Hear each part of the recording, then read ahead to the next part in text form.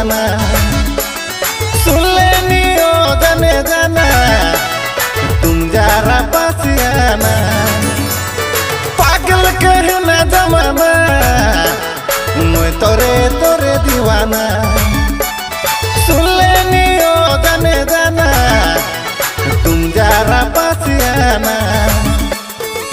होतिले के समाले रे गोरी होतिले के बसले रे।